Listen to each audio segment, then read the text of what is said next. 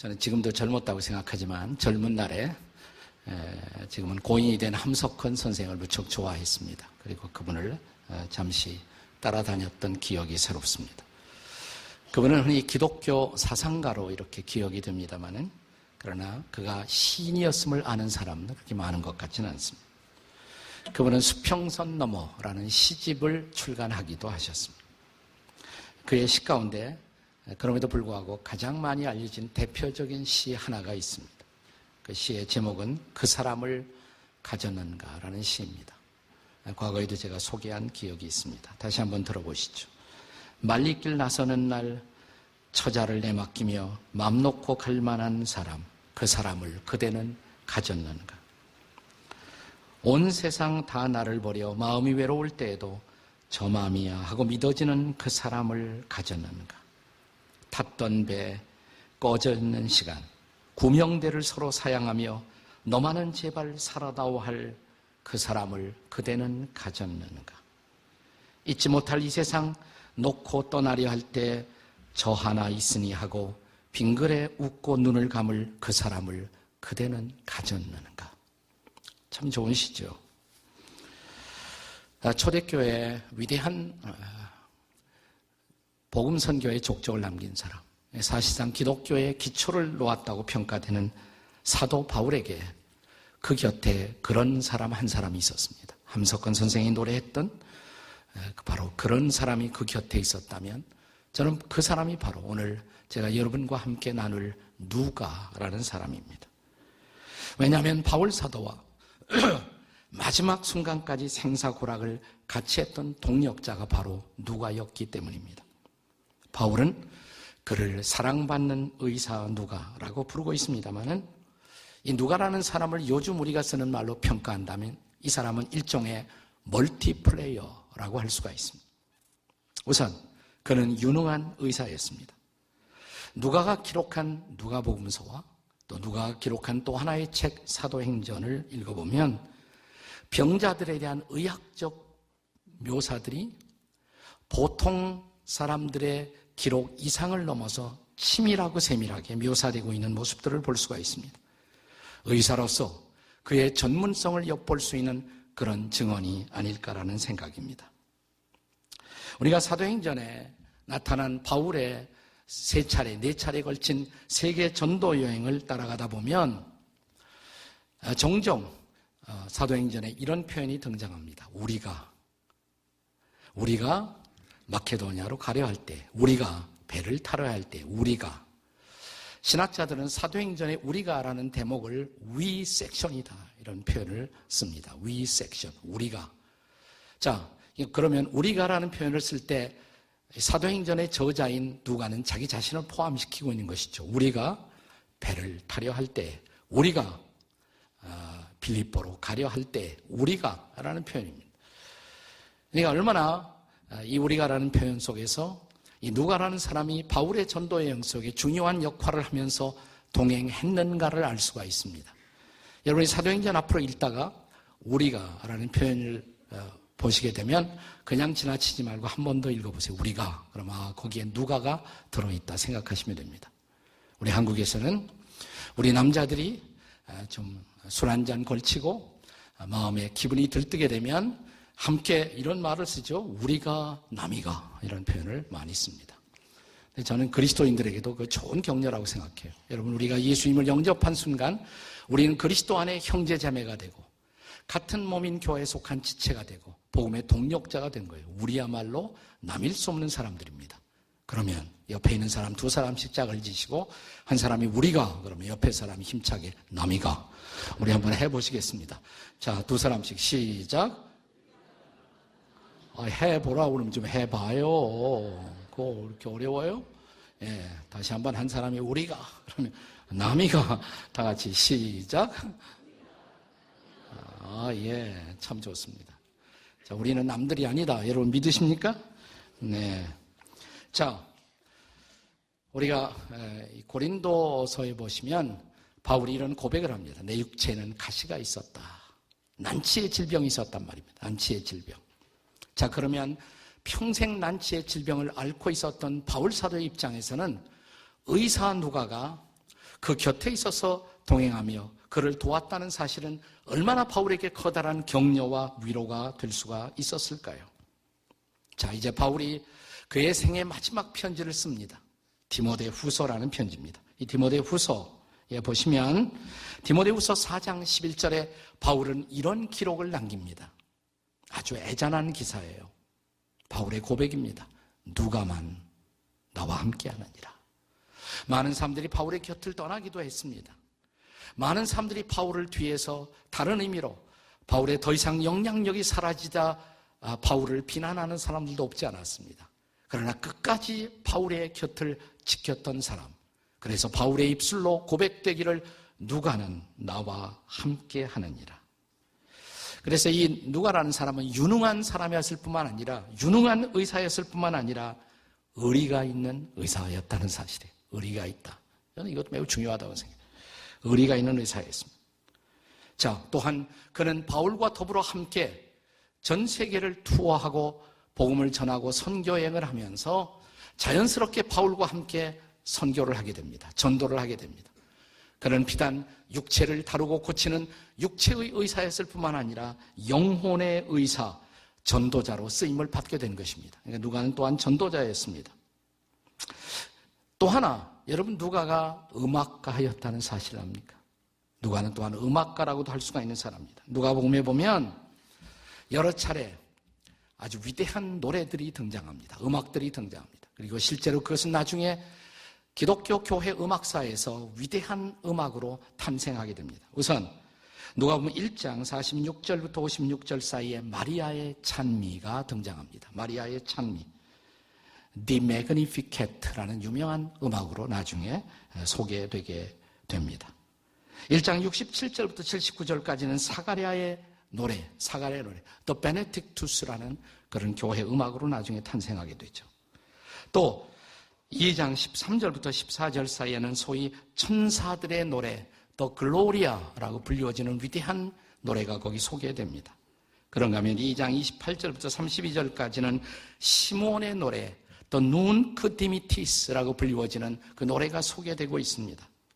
누가는 음악가이기도 했습니다. 그런데 한 걸음 더 나가서 누가는 또한 아주 치밀한 역사가였습니다. 초대교회의 유일한 역사적 사적을 기록한 사도행전, 이 사도행전이 바로 누가에 의해서 기록됩니다. 자, 그가 이제 예수 그리스도의 생애를 기록하기 위해서 붓을 들고 누가복음을 시작하면서 누가복음의 서두에 펼치고 있는 그의 글을 보면 그의 글을 써내려가는 그 스타일이 다른 사람들과 매우 다르다. 특별히 마태나 마가, 요한과 다르다라는 것을 알 수가 있습니다. 자, 누가복음 1장 1절을 같이 한번 읽습니다. 1장 1절 어떻게 시작됩니까? 우리 중에 이루어진 사실에 대하여. 나는 지금 사실을 전달한다. 팩트를 전달한다. 나는 그냥 내 생각이나 상상을 전하는 것이 아니라 우리 중에 실제로 이루어졌던 역사적 팩트를, 사실을 다룹니다. 라는 그런 선언과 함께 누가복음이 열리죠. 자, 이어지는 2절과 3절을 같이 읽겠습니다. 누가복음 1장 2절 3절에요. 다 같이 시작. 처음부터 목격자와 말씀에 일꾼된 자들이 전하여 준 그대로 내력을 저술하려고 붓을 든 사람이 많은지라. 3절입니다. 3절. 그 모든 일을 근원부터 자세히 미루어 살핀 나도. 거기까지만 하셔도 돼요. 자, 처음부터 예수 그리스도의 생애를 목격했던 목격자들이 그분의 생애를 그리고자 붓을 든 사람은 적지 않다. 그러나 나도 여기에 가담해서 그리스도의 생애를 기록하려고 하는 이유는, 자, 나는 이 모든 일의 근원부터 자세히 미루어 살핀 나라고 말합니다. 여기 살폈다라는 단어가 히라보의 아크리보스라는 단어로 쓰여집니다. 근데 여기서 이 단어는 본래 정확한 연구를 뜻하는 말이에요. 정확한 연구. 이걸 요즘 우리가 사용하는 말로 바꿀 수 있다면 정확한 과학적 리서치에 근거가 해서 지금 누가복음서를 기록한다, 이런 천명이 되겠습니다. 자, 여러분에게 다시 한번 당연한 사실이지만 묻습니다. 누가복음은 누가 기록했습니까? 네, 누가복음은 누가 기록했느냐면 누가가 했습니다. 맞습니다. 잊어버릴 수가 없죠. 자, 여러분, 마가는 사도 베드로를 대신해서 그리스도의 생애를 증언하기 위해서 마가복음을 기록합니다. 누가는 이렇게 말할 수가 있어요. 바울을 대신해서 그리스도의 생애를 증언하기 위해서 누가복음서를 기록한 것입니다. 자, 누가복음서가 쓰여진 1차적 대상은 우리가 누가복음 전체를 통해서 보면 알 수가 있어요. 그 대상이 이방인이다. 유대인 한 민족을 대상으로 한 것이 아니라 이것은 많은 이방인 여러 열방들을 대상으로 한 책이다라는 것을 알 수가 있습니다. 이것은 매우 의미심장합니다. 그것은 누가 자신도 이방인이었음을 또한 우리에게 간접적으로 시사합니다. 하나님은 이방인이었던, 유대인이 아니고 이방인이었던 의사 누가를 통해서 이방 사람들에게 그리스도가 누구인가를 소개하는 그리스도의 생애를 기록하시게 한 것입니다. 자, 그렇다면 사랑하는 여러분, 이런 의사였고 전도자였고 음악가였고 역사가였던 누가, 이 누가를 통해서 증언된 복음 뭘까요? 누가를 통해서 전해진 복음의 핵심은 뭘까요? 첫째로 복음은 예수께서 세상의 구주로 오신 소식, 예수께서 세상의 구원의 주님으로 구세주로 오신 사건 혹은 그 소식이 바로 복음이라는 것입니다.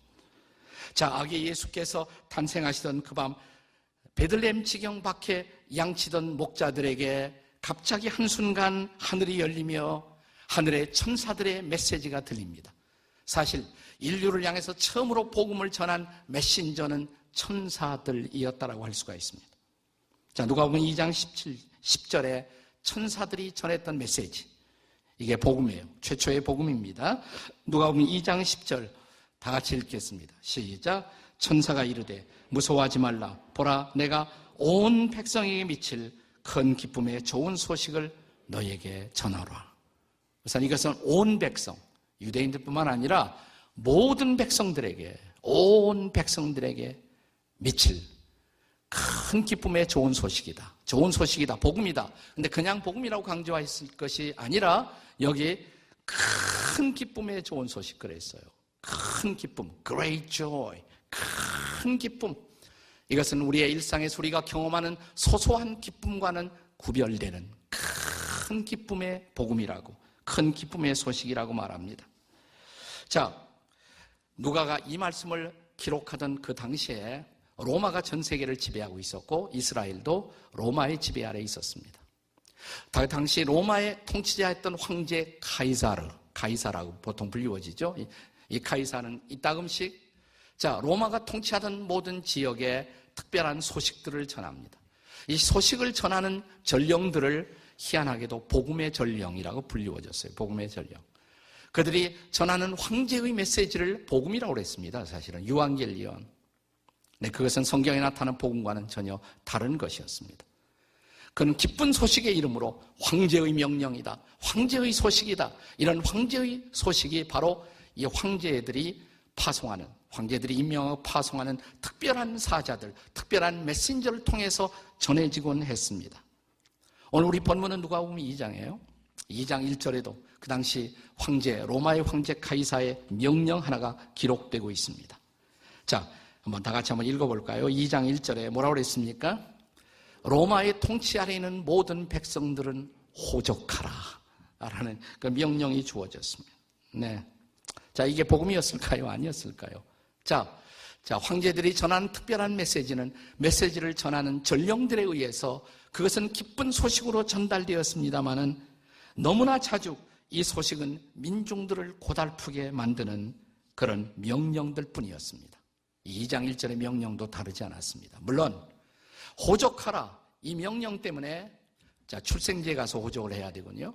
그래서 요셉과 마리아도 베들레헴으로 갔고, 그래서 예수님이 베들레헴에 탄생하는 역사적 예언의 성취를 가져오기는 했습니다마는, 그러나 이 호족하라, 이 명령을 그 당시에 보통 백성들은 어떻게 받았을까? 얼마나 귀찮은 일이에요.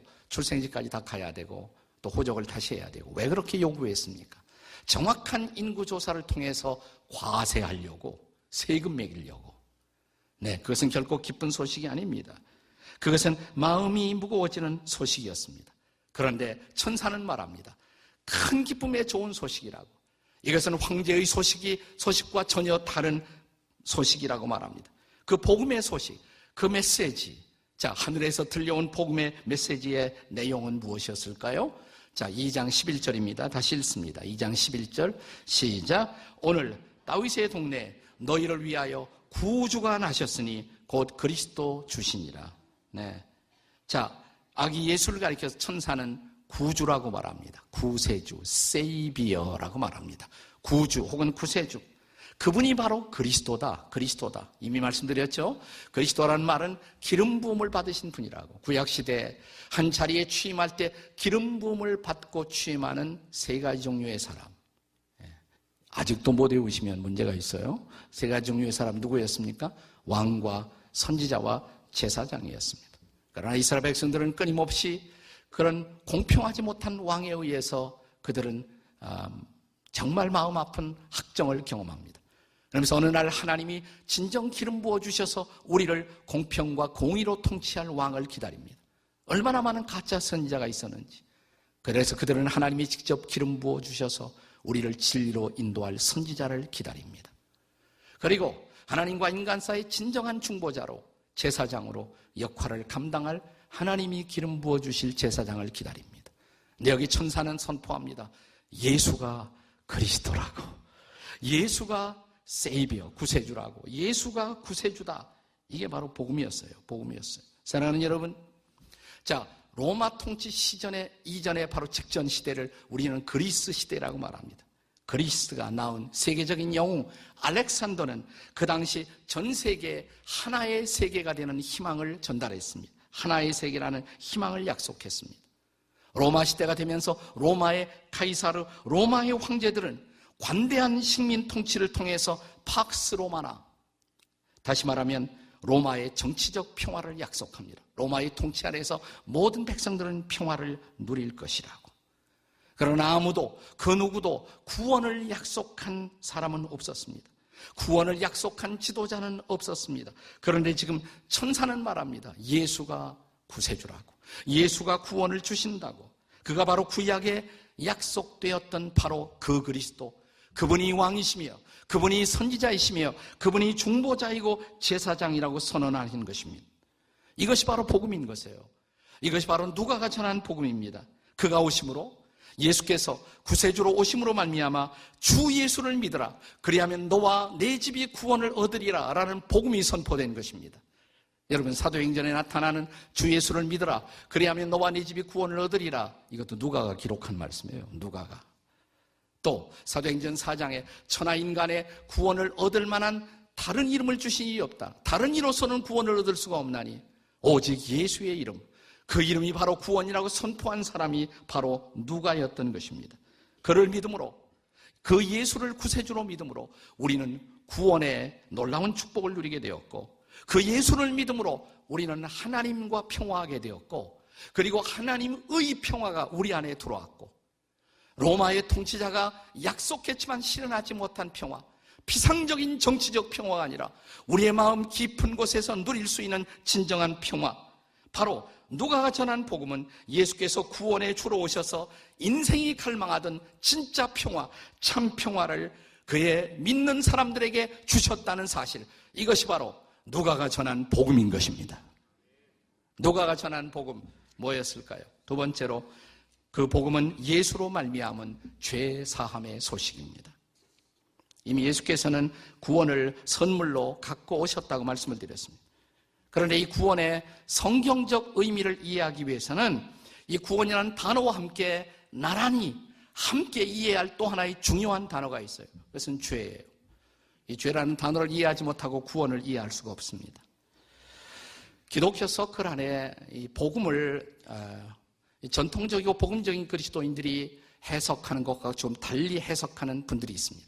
그런 복음을 가리켜서 우리는 사회복음 혹은 사회구원이라고도 말합니다. 저는 성경의 복음 가운데 그런 요소들이 전혀 없는 것은 아니라고 생각해요. 그러나 그것은 복음이, 성경이 일관성 있게 전달하는 복음의 핵심은 결코 아니라고 생각합니다. 자, 사회복음이라는 것은 구원이라는 단어를 쓸 때 우리가 쓰는 단어가 좀 달라요. 자, 구원이 무엇으로부터의 구원이냐? 예를 들어서 사회적 불평등으로부터의 구원, 혹은 구조적 억압으로부터의 구원, 이것을 강조한 나머지 거기에서 구원되기 위해서 예수께서는 오셨고, 예수님은 일종의 정치적 메시아, 혁명자 같은 분이고, 그리고 이런 복음을 따르게 되면 결국 교회라는 공동체는 일종의 어떤 정치 투쟁적 성격을 가질 수밖에 없는 것입니다. 저는 사회의 정의라는 측면에서 복음의 이런 요소를 전혀 도외시할 수는 없지만 그것은 결코 성경이 가르치는 일관성 있는 복음의 핵심은 아니라고 생각합니다. 복음의 핵심은 언제나 구원이고 이 구원은 죄라는 단어를 통해서만 이해되어야 진정한 구원이 이해될 수가 있습니다. 이미 마태복음에서 다루었습니다마는 다시 한번 예수께서 잉태되시고 출생을 기다리는 요셉과 마리아를 향해서 전해진 복음 마태복음 1장 21절을 다시 한번 읽겠습니다. 마태복음 1장 21절 다 같이 시작. 아들을 낳으리니 이름을 예수라 하라. 이는 그가 자기 백성을 그들의 죄에서 구원할 자이십니다. 우리를 어디에서 구원한다고 그랬어요? 죄에서. 이게 중요해요. 죄로부터 구원할 자다. 단순히 사회적 억압으로부터 우리를 구원하신 분이 아니라 죄로부터 우리를 구원할 자이십니다. 그러므로 우리가 증거하는 이 구원의 복음은 그 구원의 전제가 바로 죄로부터의 회개, 죄로부터의 돌이킴인 것입니다.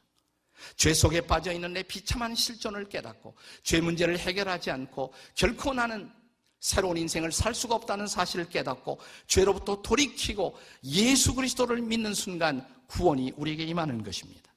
흔히 교회 생활을 하면서도 구원에 감격이 없는 사람이 있어요. 구원에 확신이 없는 사람이 있어요. 구원에 기쁨이 없는 사람이 있어요. 왜 그럴까요?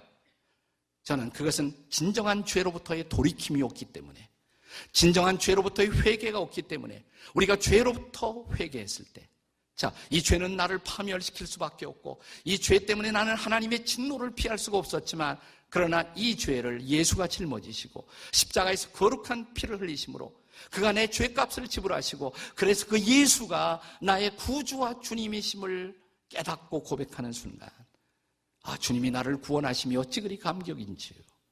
거기 구원의 기쁨과 구원의 감격이 고백될 수가 있는 것입니다. 그래서 누가는 이 복음 전파를 설명하면서 복음을 전파한다는 말을 다른 말로 누가는 죄사함을 얻게 하는 회개를 전파하는 것이다. 이런 표현을 사용합니다.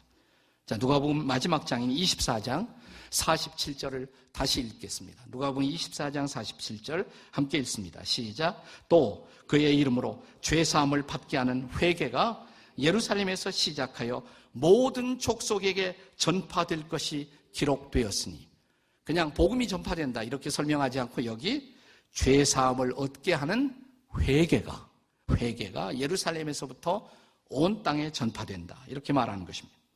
바로 이런 죄사함을 얻도록 예수께서는 십자가에서 우리 대신 고난을 받으시고 그 예수님은 십자가에서 피 흘려 죽으시고 그리고 장사지 사흘 만에 부활하셨다는 것입니다. 이것이 복음이라는 것입니다. 여러분, 인간의 삶에서, 우리의 삶에서 기쁨을 빼앗는 가장 강력한 영향력이 있다면 여러분은 그것이 뭐라고 생각하십니까? 저는 그것이 죄책감이라고 생각해요.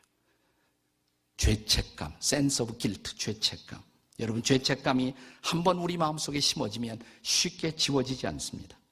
오죽하면 범죄한 다윗은 참 훌륭한 사람이고 하나님께 쓰임을 받은 사람이었음에도 불구하고 범죄했던 다윗은 참회의 시편을 기록하면서 시편 51편 7절에서 이런 기도를 남깁니다. 같이 한번 읽습니다. 다 같이 시작. 우슬초로 나를 정결하게 하소서. 내가 정하리이다. 나의 죄를 씻어주소서. 내가 눈보다 희리이다 라고 고백한 것입니다. 이 우슬초라는 것은 본래 벽이나 담에 이렇게 담쟁이처럼 자라나는 그런 식물입니다. 이것을 한 묶음을 묶어서 한 묶음으로 사용을 하는데 이스라엘 백성들의 역사 속에서 정결제사, 하나님 앞에 드리는 정결제사에 우슬초를 자주 사용했습니다. 여기에 양의 피를 묻혀요. 그래서 피를 뿌리기도 합니다. 그런가 하면 우슬초 한 묶음에 물을 이렇게 잠궈 물을 적셔갖고 제단에 묻어있는 피를 닦아낼 때도 이 우슬초를 사용합니다. 일종의 스펀지 같은 식물이에요. 여러분, 제사장이 이제 제단에 제물을 드릴 때 이 제단 위에다가 양이나 염소를 놓고 칼로 자릅니다. 각을 뜬다 이렇게 말합니다. 피가 흐르겠죠? 시간이 흘러가면 피가 응고가 돼요. 그럼 이게 잘 닦여지질 않아요. 옛날에 세척제 같은 것이 잘 발달되어 있지 않았으니까. 그때 우슬초를 갖다 대면 깨끗이 닦여져요. 이런 이미지를 연상하면서 다시 읽어보십시오. 우슬초로 저를 씻겨주십시오. 제가 눈보다 희게 될 것입니다. 오늘 인간의 죄가 무엇으로 씻길 수가 있겠습니까? 우슬초로도 씻길 수 없는 인간의 죄책감을 무엇으로 씻길 수가 있겠습니까? 씻길 수 있는 해답이 있습니까? 해답이 없다면 복음이 없습니다. 해답이 있습니다. 성경은, 특별히 새로운 언약의 성경, 신약은 그 해답이 바로 예수 그리스도의 피라고 대답합니다. 네, 요한일서 1장 7절에 보시면 그 아들 예수의 피가, 나머지 부분을 읽습니다. 시작. 우리를 모든 죄에서 깨끗하게 하실 것이요. 믿으십니까? 아멘이십니까? 이게 복음이에요. 이것이 정말 복음인 것입니다. 그렇습니다. 우리가 회개하고 자기 자신의 죄로부터 돌이키고 하나님 앞에 나오는 순간 예수의 피는 우리의 죄를 씻기고 우리를 온전케 하신다는 것입니다.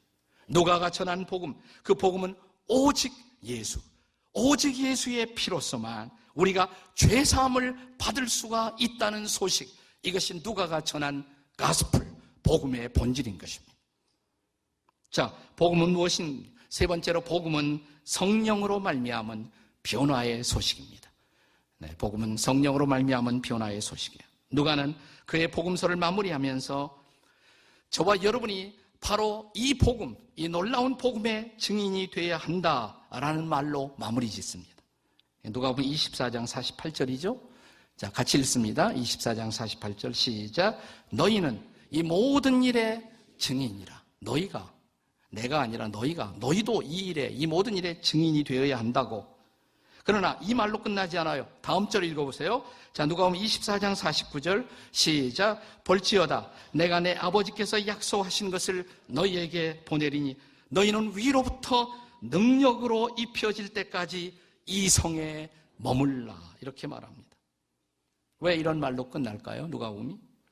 저와 여러분이 복음의 증인이 되기 위해서는 이것은 인간의 능력, 인간의 설득력, 인간의 언변으로 복음을 전할 수가 없다는 것이에요. 이것은 능력을 경험하지 않고는, 능력을 입지 않고는 이 복음은 전할 수가 없다는 것입니다. 이 능력이 바로 뭘까요? 무슨 능력일까요? 성령의 능력. 맞습니다. 성령의 능력입니다. 그래서 그 성령의 능력으로 입혀질 때까지 여기 예루살렘에 좀 더 머물며 기도함으로써 성령의 충만함을 입고 나가야 한다는 것입니다. 여기 누가는 복음이 복음으로 전해지기 위해서는 반드시 필요한 요소가 하나 더 있다라고 첨부하는 것입니다. 그것이 바로 성령의 능력, 성령의 권능, 두나미스, 성령의 파워, 그 성령의 능력인 것입니다.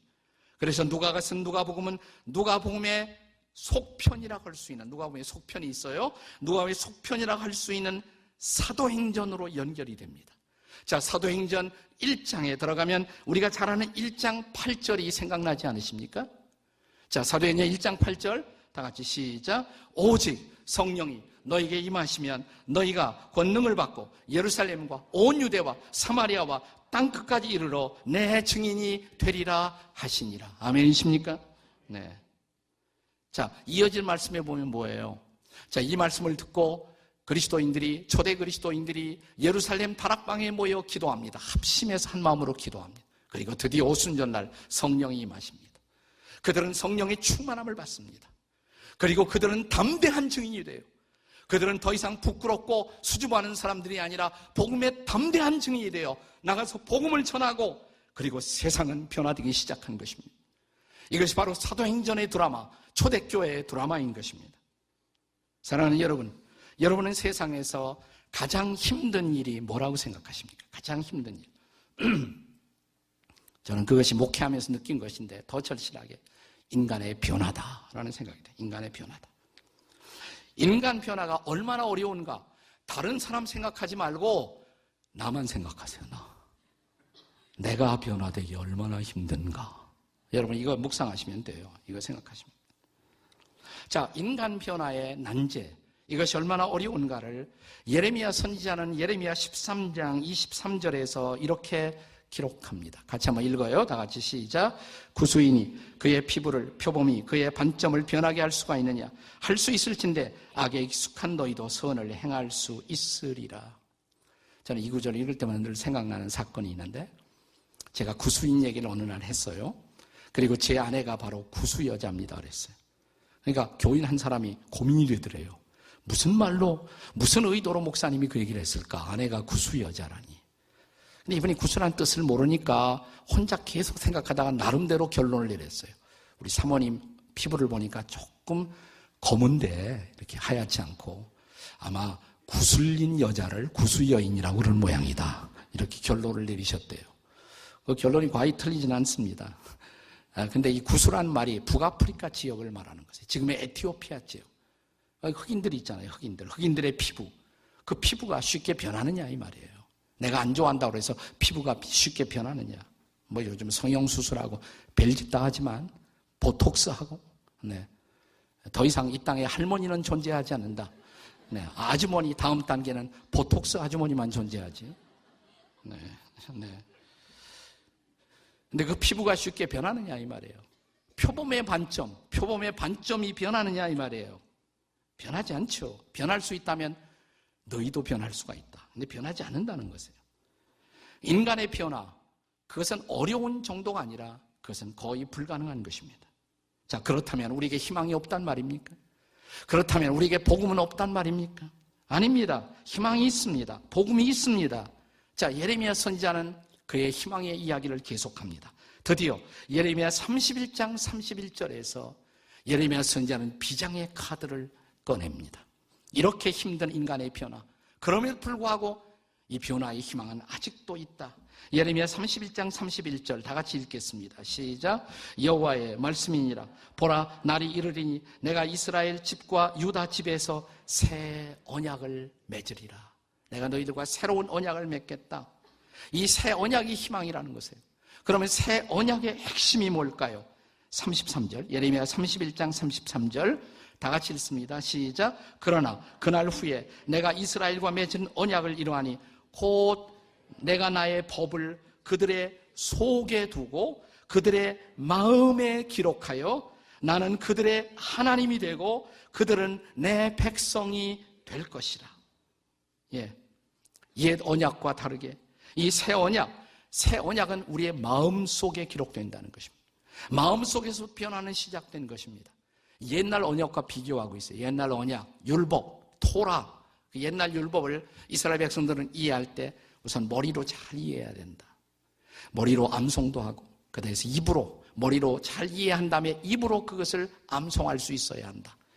그 머리에 지성의 작업을 강조했어요. 그런데 예레미야는 이렇게 말합니다. 새 언약의 때가 오면 이것은 머리로 이해되는 복음이 아니라 그런 언약이 아니라 이것은 너희들의 마음 속에 기록될 것이다. 마음으로부터 내면의 변화가 시작될 것이다. 자, 좀 더 분명한 해답을 에스겔 선지자는 에스겔 36장 26, 27절에서 내놓습니다. 다 같이 읽겠습니다. 시작. 또 새 영을 너희 속에 두고 새 마음을 너희에게 주되 너희 육신에서 굳은 마음을 제거하고 부드러운 마음을 줄 것이며 27절 또 내 영을 너희 속에 두어 너희로 내 율례를 행하게 하리니. 맞습니다.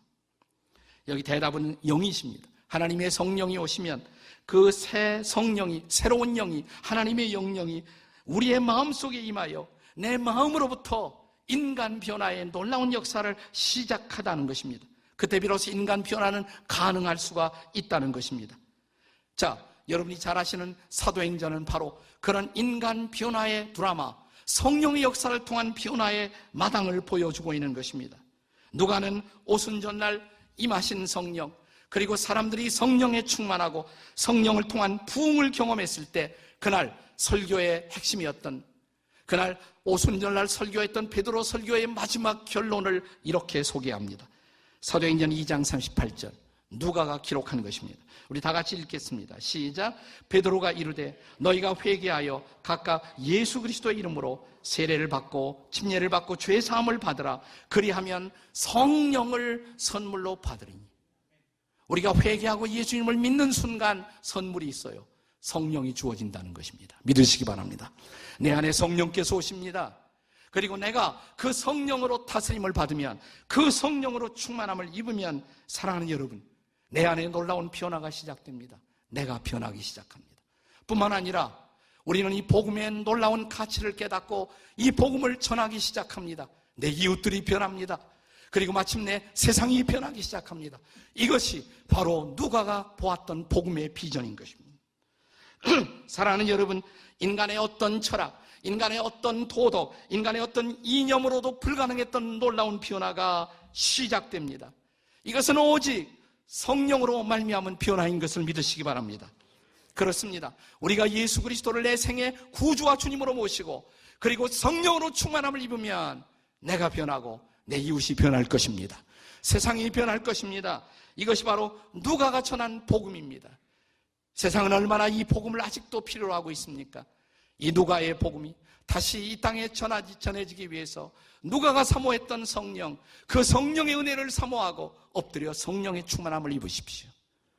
그러면 변화가 시작될 것입니다. 내 깊은 곳에서부터. 그리고 내 이웃들이 변할 것입니다. 그리고 세상 변화가 시작될 것입니다. 이 변화의 희망을 붙잡는 이 새해가 될 수 있기를 주의 이름으로 축복합니다.